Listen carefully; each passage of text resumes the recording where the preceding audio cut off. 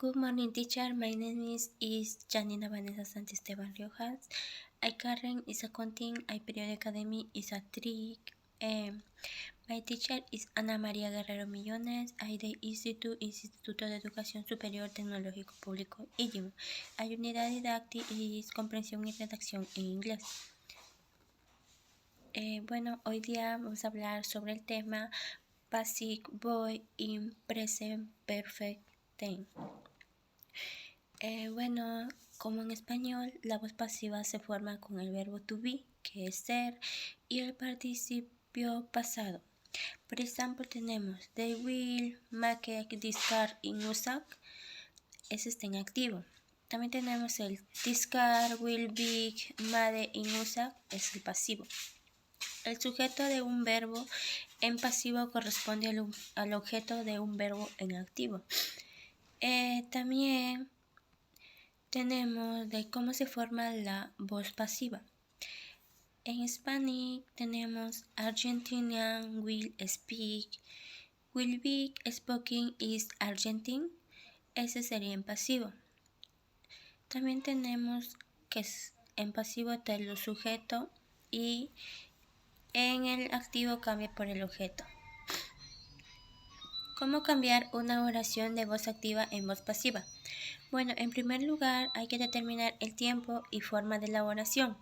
Por ejemplo, tenemos she has delected several feelings. She es el sujeto, delected es el verbo y several feelings es el objeto.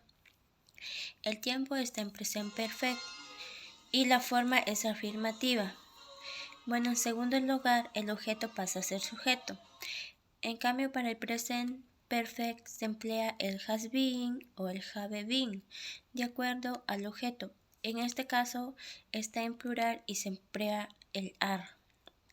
Finalmente, el verbo principal sigue en participio pasado y se agrega la cláusula be y el pronombre objeto del sujeto. Y la oración terminará several feelings have been deleted by her. Varios archivos han sido borrados por ella.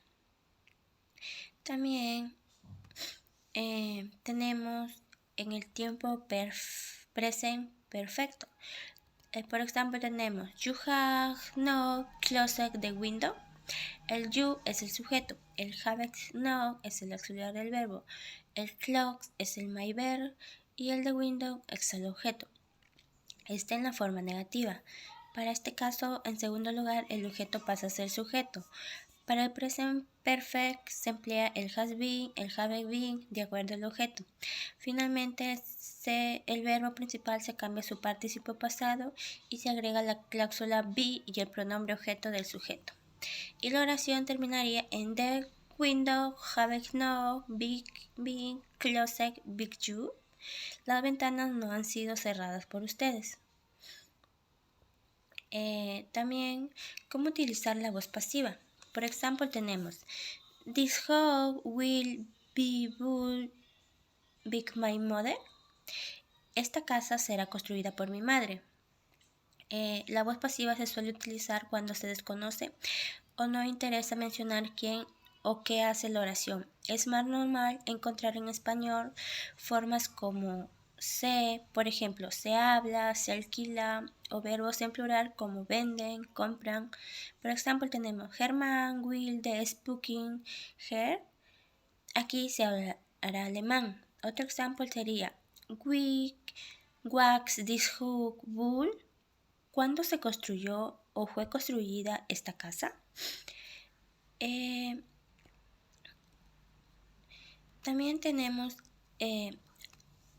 voz pasiva en los diferentes tiempos verbales. Por ejemplo, en el texto, en el presente simple, en el activo sería the book, the have, en el pasivo the have is book. Presente continuo en el activo de are buying, the have, y en el pasivo the have is being book. En el pas simple sería the book, the have, y en el pasivo the have was book. Y en el pas continuo sería the were buying, the have. Thank you, teacher.